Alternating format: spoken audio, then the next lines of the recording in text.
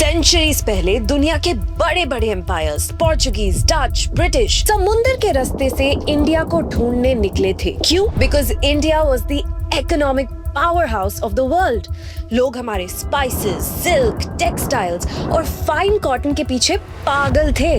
हम हमेशा से फिजिकल गुड्स का सबसे बड़ा हब रहे हैं, लेकिन आज 21st सेंचुरी में कहानी एक नया मोड़ ले चुकी है। Today India's most powerful game changing export is not something जिसको आप एक वुडन क्रेट में पैक करके शिप में भेज सकते हैं। आज इंडिया का सबसे बड़ा एक्सपोर्ट कोई मटेरियल प्रोडक्ट है ही नहीं, बल्कि हमारे लोग हैं, आवर वेरी ओन इंडियंस। हर एक साल 7 लाख से ज्यादा लोग इंडिया छोड़कर दुनिया के अलग अलग देशों में शिफ्ट होते हैं। आज ग्लोबल इंडियन डायस्पोरा का साइज 3.7 करोड़ से ज्यादा है, यानी कनाडा या ऑस्ट्रेलिया जैसे पूरे कंट्री के पॉपुलेशन के बराबर। और जब ये 3.7 करोड़ लोग बाहर मेहनत करते हैं तो अपनी अर्निंग्स का एक हिस्सा अपने घर, अपने परिवार और अपने देश के बैंक्स में वापस ट्रांसफर करते हैं। फाइनेंस की भाषा में इस वापस आए हुए पैसे को हम कहते हैं रेमिटेंस, यानी वो हार्ड करेंसी जो एक माइग्रेंट वर्कर फॉरेन कंट्री में कमाता है और बिना किसी मिडलमैन के सीधा अपने होम कंट्री के हाउस होल्ड इकोनॉमी में इंजेक्ट कर देता है। पिछले साल ओवरसीज इंडियंस ने मिलकर इंडिया में जितना रेमिटेंस वापस भेजा, वो फिगर पता है कितना था? $140 बिलियन। इस नंबर की ग्रेविटी को समझिए। हमारी IT services export industry, TCS, Infosys, Wipro सब मिलकर साल में लगभग $200 बिलियन जनरेट करती हैं। इसका मतलब ये हुआ कि बिना कोई जायंट डेटा सेंटर्स लगाए, बिना कोई आईटी पार्क्स खड़े किए, सिर्फ ओवरसीज इंडियंस के घर भेजे हुए पैसे ने हमारे पूरे आईटी सेक्टर के 70% तक का रेवेन्यू कैश फ्लो इंडिया में खड़ा कर दिया है। पूरे वर्ल्ड में किसी कंट्री को मिलने वाला ये सबसे बड़ा फॉरेन कैश इनफ्लो है। लेकिन अब यहाँ से कहानी में एक इकोनॉमिक ट्विस्ट आता है। एक तरफ हम बोल रहे हैं कि ये $140 बिलियन हमारी इकोनॉमी के लिए एक वरदान है। सिलिकॉन वैली से लेकर यूरोपियन हॉस्पिटल्स तक इंडियन वर्कफोर्स ग्लोबल सिस्टम में इंटीग्रेटेड है और घर पैसे भेजती रहती है। It sounds almost like a GDP hack. लेकिन क्या होगा अगर मैं आपको बताऊं कि इस मैसिव ह्यूमन एक्सपोर्ट के पीछे एक ऐसा डेंजरस इकोनॉमिक ट्रैप है जो हमारी डोमेस्टिक इंडस्ट्री को अंदर से कमजोर कर रहा है? क्या होगा अगर ये मास टैलेंट फ्लाइट इंडिया को लॉन्ग टर्म में रिच बनाने की बजाय एक बहुत बड़ी मैन्युफैक्चरिंग क्राइसिस की तरफ ढकेल दे? आखिर क्यों new Delhi suddenly foreign diplomats के साथ डिफेंस डील से ज्यादा टैलेंट मोबिलिटी एग्रीमेंट्स पर फोकस कर रहा है? Is this a visionary master stroke या फिर ये हमारे जॉब मार्केट के कोलैप्स पर लगाया हुआ एक डेस्परेट हाई स्टेक्स बैंडेड है? आइए इसे स्टेप बाय स्टेप डिकोड करते हैं। सबसे पहले हमें दो सबसे बड़े लेवर्स को समझना पड़ेगा, push and pull factors. Push factor, India में 60 करोड़ से ज्यादा लोग 25 साल से कम उम्र के हैं। हर साल लगभग 1.2 करोड़ नए यूथ वर्कफोर्स में एंटर करते हैं, लेकिन हमारी डोमेस्टिक इंडस्ट्रीज इतनी हाई पेइंग जॉब्स क्रिएट ही नहीं कर पा रही हैं। रिजल्ट क्या है? वर्ल्ड बैंक और ILO डेटा दिखाता है कि आज इंडिया में 10 करोड़ से ज्यादा यूथ नीट कैटेगरी में आते हैं। वो वाला नहीं, नॉट इन एजुकेशन, एम्प्लॉयमेंट और ट्रेनिंग, नीट। पुल फैक्टर क्या है? US, UK, जर्मनी, जापान और फ्रांस में मैसिव डेमोग्राफिक कोलैप्स हो रहा है। उनकी पॉपुलेशन बुढ़ी हो रही है। 2030 तक इन डेवलप्ड इकोनॉमीज में 50 मिलियन स्किल्ड वर्कर्स की शॉर्टेज होने वाली है। इस पॉइंट पर इंडिया ने एक स्ट्रेटेजिक शिफ्ट किया। If we can't create enough factories at home fast enough, let's treat our talent as a global public good. लेकिन बहुत लोगों के दिमाग में ये सवाल आता है, नेपाल और फिलीपींस भी तो सालों से अपने लोगों को बाहर भेज रहे हैं, तो इंडिया में ऐसा नया क्या है? इंडिया का मॉडल स्ट्रक्चरली नेपाल और फिलीपींस से बिल्कुल अलग है। सबसे पहली बात, नेपाल में रेमिटेंस उनकी जीडीपी का 28% है, वो इस पर सरवाइव करते हैं।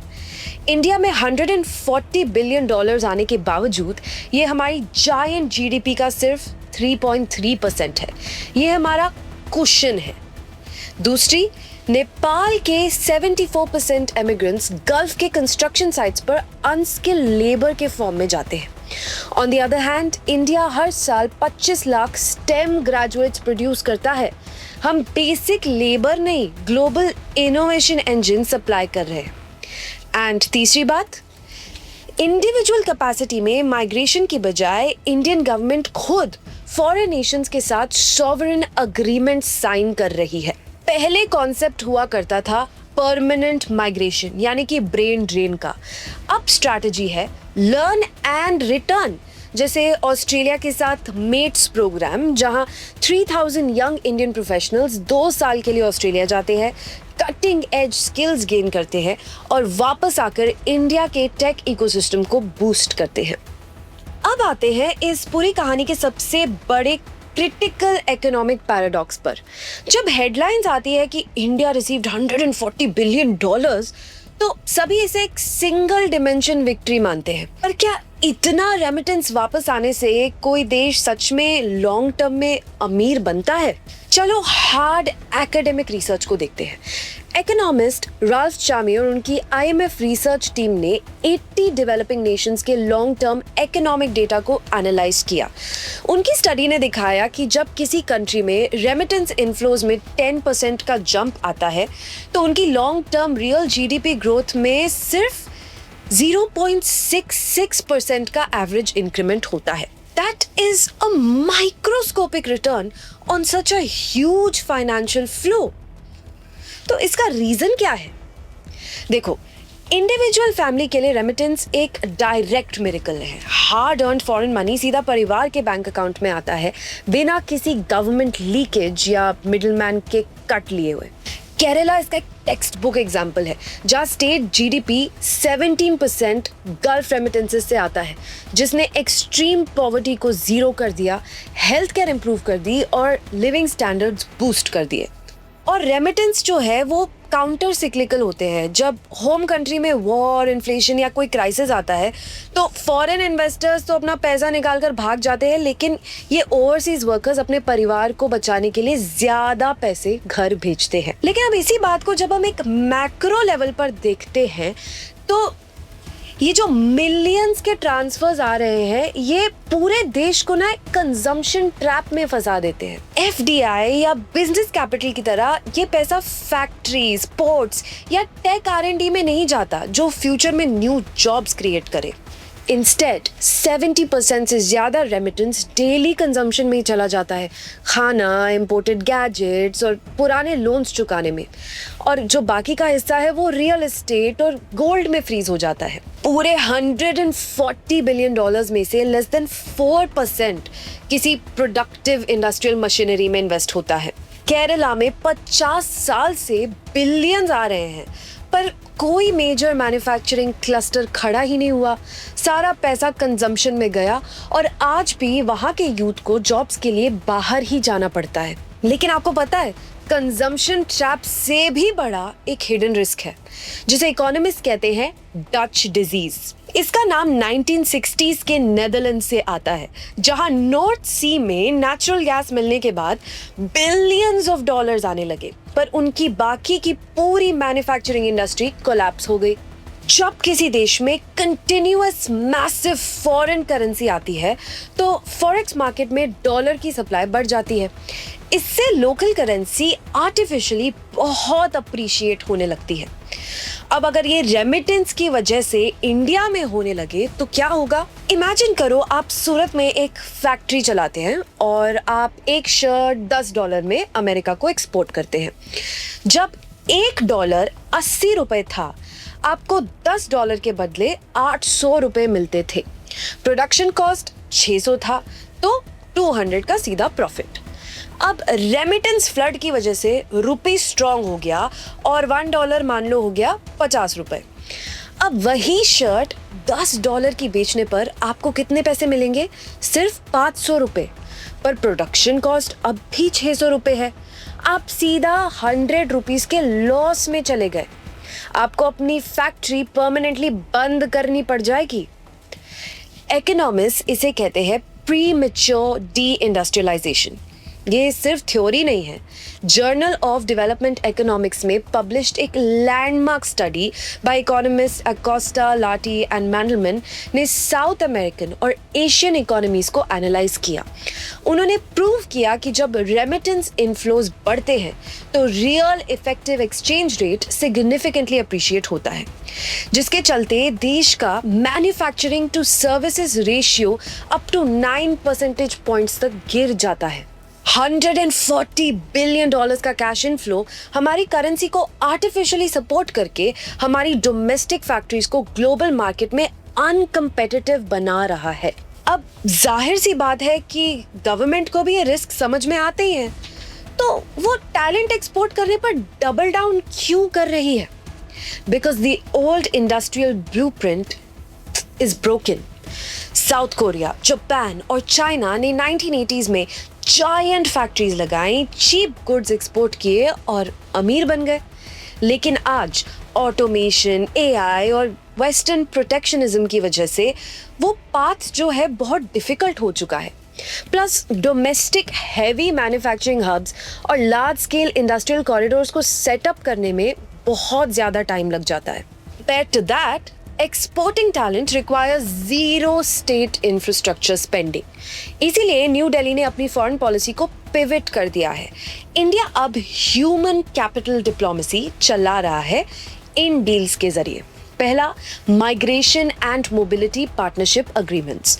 जर्मनी, फ्रांस, यूके, ऑस्ट्रेलिया और जापान के साथ सॉवरेन ट्रीटी साइन की जा रही है ताकि स्किल्ड वर्कर्स को लीगल पाथवेज मिले। दूसरी, mutual recognition agreements. Foreign governments को पुश किया जा रहा है कि वो जो इंडियन प्रोफेशनल डिग्रीज है उनको डायरेक्ट इक्विवेलेंसी दे, ताकि इंडियन प्रोफेशनल्स को अब्रॉड जाकर अपनी क्वालिफिकेशन से नीचे के रोल्स में कॉम्प्रोमाइज ना करना पड़े। एंड तीसरी, totalisation agreements. Center for Global Development की एक एनालिटिकल पॉलिसी रिपोर्ट के मुताबिक western countries Indian temporary workers की सैलरी से हर साल billions of dollars social security tax के रूप में काट लेती है, जो उन्हें कभी वापस ही नहीं मिलता है। टोटलाइजेशन एग्रीमेंट्स इस टैक्स ड्रेन को रोकती है। यूके इंडिया ट्रेड टॉक्स में एस्टिमेट किया है कि इस प्रोविजन से इंडियन प्रोफेशनल्स और कंपनीज का $480 मिलियन एनुअली बचेगा। तो अब आते हैं अपने फाइनल और सबसे जरूरी सवाल पर। Is exporting people a bridge to a developed India और a band-aid for structural unemployment? अगर हम टैलेंट एक्सपोर्ट को डोमेस्टिक मैन्युफैक्चरिंग का रिप्लेसमेंट समझे तो फिर तो ये एक बैंड एड ही है, एक temporary pressure release valve for unemployed youth. लेकिन ये एक सॉलिड ब्रिज बन सकता है अगर इंडिया एक clear 5 point road map execute करे। पहले, ब्रेन सर्कुलेशन को इन्फोर्स करना। ओवरसीज मोबिलिटी बिल के अंडर एक लाइव डिजिटल डेटाबेस बने, प्लान क्लियर हो, हमारा टैलेंट 3 से 5 साल बाहर जाए, कटिंग एज ग्लोबल एक्सपोजर ले और फिर उन्हें अट्रैक्टिव इंसेंटिव्स देकर वापस इंडिया लाया जाए ताकि वो हमारे नेशनल सेमीकंडक्टर फैब्स और एआई लैब्स को लीड करें। दूसरा, रेमिटेंसेस को रियल एस्टेट से हटाकर कैपिटल में डालना। गवर्नमेंट को special diaspora infrastructure bonds launch करने चाहिए। ओवरसीज इंडियंस को टैक्स फ्री रिटर्न्स का ऑफर दो अगर वो अपने पैसों को अनप्रोडक्टिव हाउसेज या गोल्ड में डालने की बजाय नेशनल हाईवे, सोलर ग्रिड्स और इंडस्ट्रियल कॉरिडोर्स में इन्वेस्ट करें। तीसरा, टोटलाइजेशन एग्रीमेंट्स को नॉन नेगोशिएबल बनाना। वेस्ट के साथ कोई भी मोबिलिटी डील तभी साइन हो जब वो टोटलाइजेशन पर अग्री करे। हमारे वर्कर्स की hard earned pension money foreign treasuries में सीज नहीं होनी चाहिए, वो पैसा हर हाल में इंडिया वापस आना चाहिए। चौथा, जेंडर बैलेंस्ड मोबिलिटी पाइपलाइंस खड़ी करना। अभी तक हमारी migration story heavily male dominated रही है, इसको बदलना होगा। टेक्नोलॉजी, इंजीनियरिंग, डेटा साइंस और हेल्थ केयर, हर हाई वैल्यू सेक्टर में वुमेन प्रोफेशनल्स के लिए state backed international mobility channels और मेंटरशिप नेटवर्क्स खड़े करने होंगे। टैलेंट पूल के आधे हिस्से को ग्लोबल स्टेज पर अंडर रिप्रेजेंट करके हम सुपर पावर नहीं बन सकते। और पांचवा, इनवर्ड इंडस्ट्रियल स्वैप्स।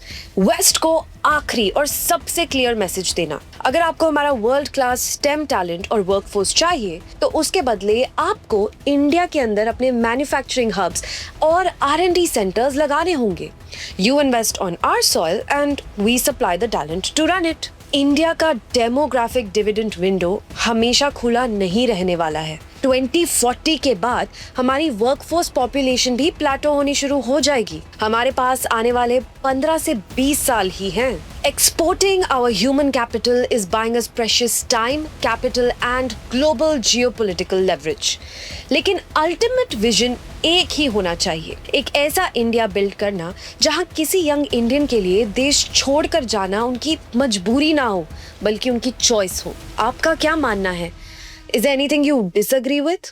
कमेंट्स में अपना ओपिनियन जरूर शेयर करें।